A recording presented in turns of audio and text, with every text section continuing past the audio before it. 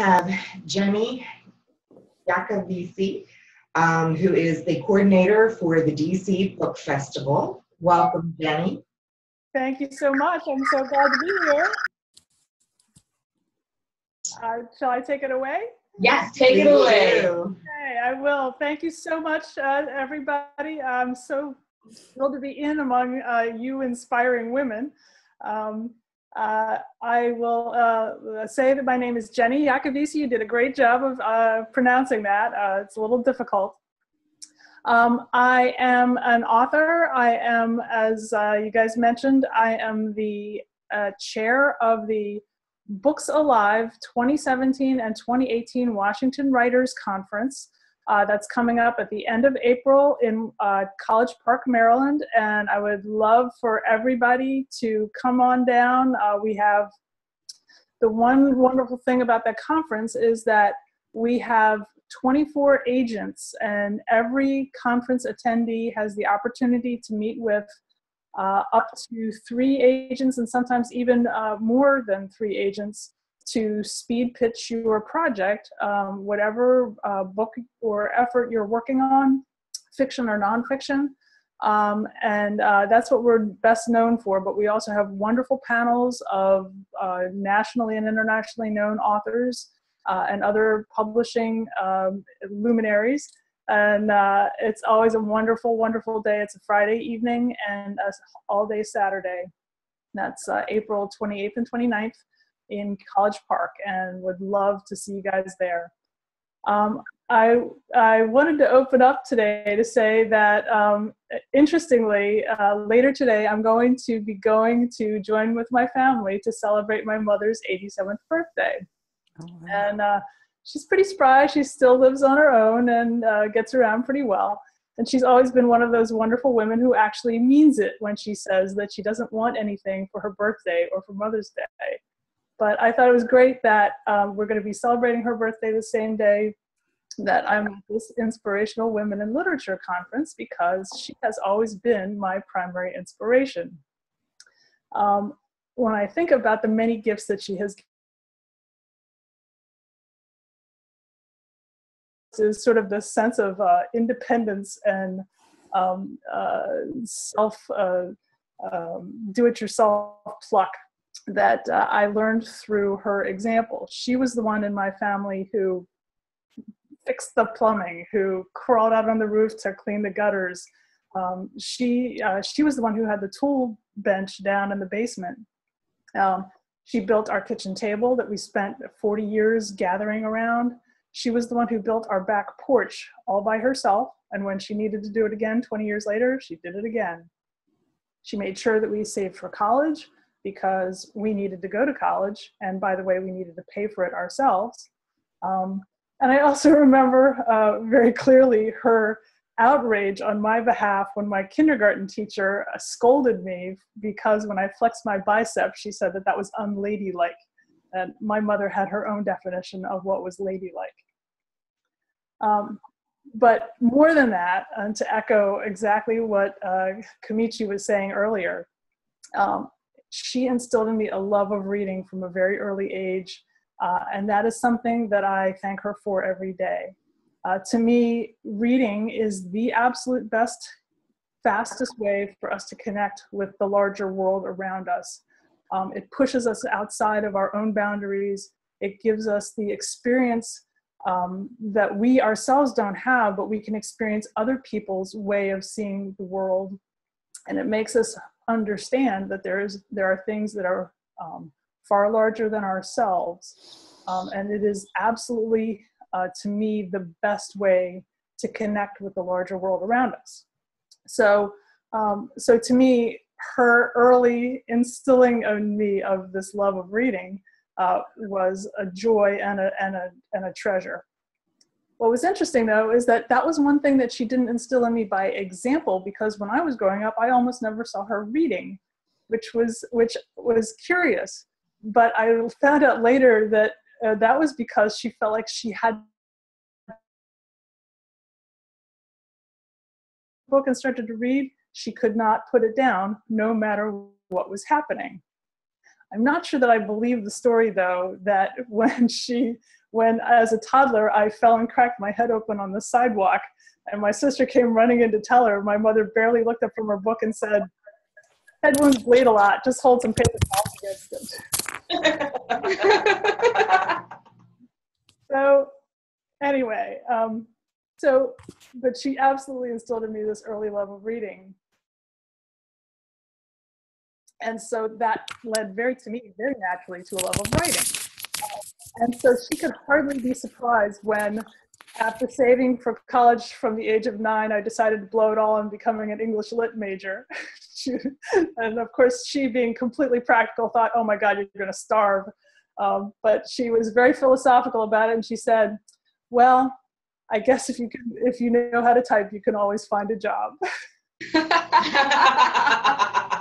So she was just being practical, as she always was, and actually it was kind of true. But she didn't have to worry, because I was able to find a job that didn't even depend upon my typing skills. And it was good and bad. It was a very good job, but it was any writing that I was doing was on a much more technical and scientific path for an English lit major. Go figure. But it kind of took me away from creative writing and for quite some time. So anyway, going back to Mom. So here I have this mother, thoroughly practical, fiercely independent, doesn't want gifts, and taught me to share her love of reading. What do I do to show her how much I appreciate everything that she did for me? Well, I wrote her a love letter, and that was in the form of a book. So I love the way and I thought ladies always hold up their book. So here I am holding up my book. Aww. This is called Up the Hill to Home. And writing this book for her was basically the one unique thing that I could do to say how much I appreciated everything she had done for me. Because this book is all about her family. It's based on my mother's family, 4 generations of which lived in this house. On the cover, the one that's in the title. The story is all about a pivotal week in the family of, it's a multi-generational family of 13, but it tells a story that goes all the way from a little bit before the Civil War through the Great Depression. And then I learned many, many more stories from doing research into the time, the history, the people surrounding the story. And then there's plenty of stuff that I completely made up myself, because there are many, many things that nobody knows what the real story was. And I learned a huge amount of things while I was writing this book. Certainly, I learned a huge amount about Washington, D.C. history, which is fascinating in and of itself, not just as the capital of the U.S., but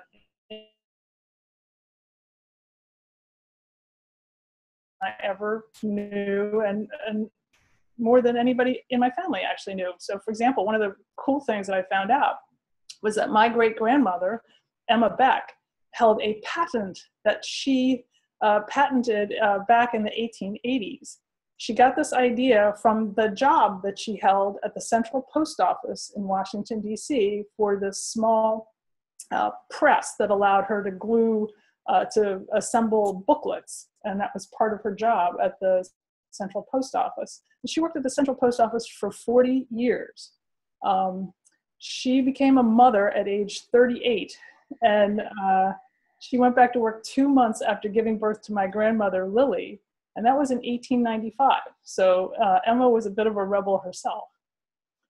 But and I can tell that I'm going to be echoing a lot of what we've just heard from Kamichi and Tara. So you'll probably be hearing these same themes through the author presentations, because I think we've all discovered a lot of the same types of things in our writing journeys. And so I wanted to share with you some of the possibly more universal things that I learned as I was writing this book. And I hope that it might help you on your writing journey. So here's a couple things, particularly if you really are serious about sort of following that passion, that bliss of really getting your writing out there.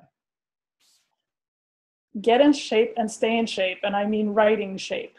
but truly I discovered that writing well and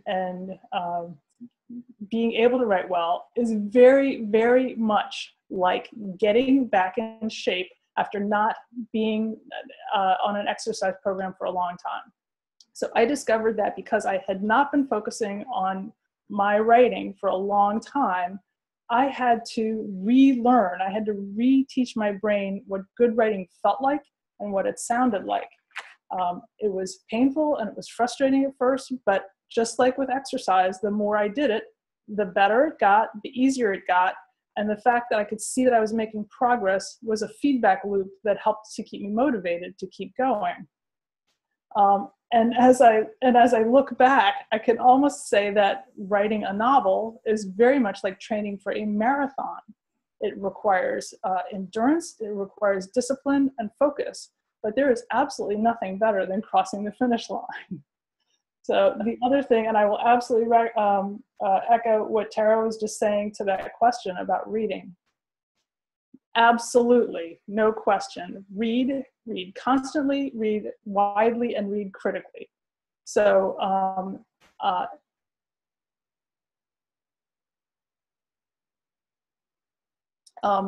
one of the things that I was not doing while I was writing was reading, because I thought I don't have, I do have a full-time job outside of doing my writing.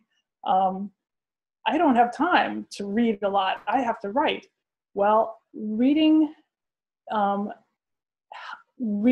shows you so much about what works and what doesn't work. So every writer needs to be a careful observer of life. You need to listen to how people speak. You have to watch how they interact with each other. You have to understand the nuances of what you're seeing and what that means. But you need to understand how people effectively capture that onto the page. And that is a real trick. So when you're reading, you need to be thinking about what works and what doesn't work and why or why not. Do the characters feel real? Is the dialogue believable? Do people actually speak that way? What makes that feel true or not true? When something is successful, what makes it successful? Or if it's not, why not? So you need to be thinking about that as you're reading. One of the things that has helped me is that I review for several book review sites.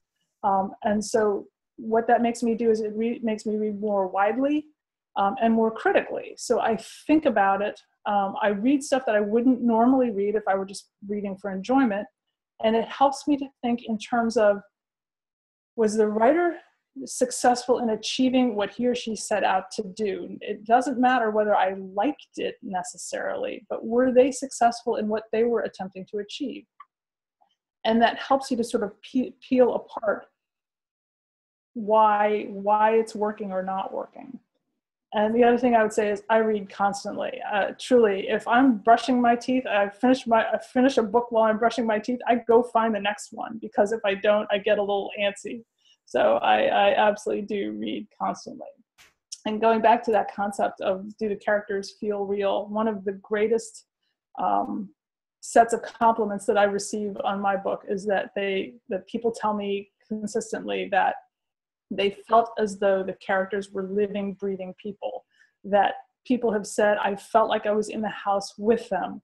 Somebody told me that when I had to put the book down because I had to go do something else, I wonder what they're doing right now. So to me, that speaks to that is successful. It made them feel that those were real people whom they may or may not have wanted to know. And again, exactly what both our previous speakers were talking about. Writing badly is, you can never get to a good draft or a finished draft if you don't get through a rough draft first. And if you've ever heard of National Novel Writing Month, NaNoWriMo, that's exactly the premise of that. Just write. Stop editing yourself. Stop stopping yourself. Don't wonder how high quality it is or it isn't. Just write. So do I think at the end of 30 days that you will have a finished novel? No, but you will certainly have more than if you had never started in the first place. And then you can go back and look at what you have and work from that. The corollary to that is that there's no such thing as writer's block as far as I'm concerned, and many writers are concerned. There's just procrastination, and nobody knows how to procrastinate better than a writer. It's amazing how much you want to rearrange your sock drawer when you're trying to write. But remember that not everything that you write has to go into your finished product. And in fact, you can do a lot of writing that supports your finished product without going into it. So for example, one of the things that a friend of mine suggests is spending time virtually with your main character in normal everyday situations to understand how that person does things. Because in fiction, typically you're dealing with a character who is not going through normal everyday things because that's where the story shows up. But you need to understand how that person reacts in a general situation so that you understand how he or she is going to react in a different situation. So one of the things that my friend Austin Camacho recommends is take your main character grocery shopping. What time does she go? Does she take a list? Does she have a budget? Is it a random walk through the store and she just grabs whatever looks good? Or is she very disciplined and focused and stays on task? So just by doing simple things like that, you are writing this down and you're learning about your character, but you're not necessarily using that in your finished product.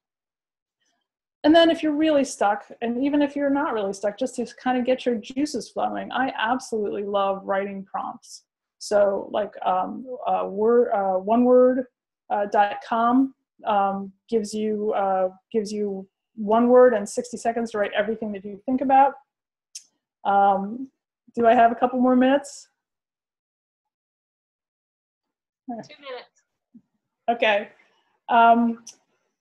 You can flip through a magazine and find a picture, write a story about it. You can find a newspaper and a caption and write a bio of the person that's pictured there. Get your creative juices flowing. That said, everybody needs an editor. Make sure you find people who are willing to read your story critically. 2 book clubs to read my still in draft book. And because they didn't know me, they were absolutely willing to say whatever they felt like saying. And by the way, it was an immense help, and it helped me to absolutely tighten up my story and do much better than I otherwise could have. And then finally, what I'll leave you with are 2 things that I always say. One, get out into your writing community. I did not do this while I was writing, and I did myself a disservice. You learn so much by being out with other folks. Everybody has a different experience, and you learn something from everybody. That's how I got involved with Washington Independent. It's how I got involved in Maryland Writers Association. And every single one of those experiences has been a boon to me. And then finally, I will echo what both Kamichi and Tara said, is that absolutely look at what your publishing options are. There are so many out there now that were never out there before, from self-publishing through what I consider to be a great place to look is small press publishing. They typically don't demand an agent, and you have a few more options than you do with self-publishing. So know what your options are before you think you are ready to hit go, because that informs that informs where you should be targeting your efforts. Anyway, thank you so much. I truly, truly appreciate the opportunity to chat with you guys this morning. And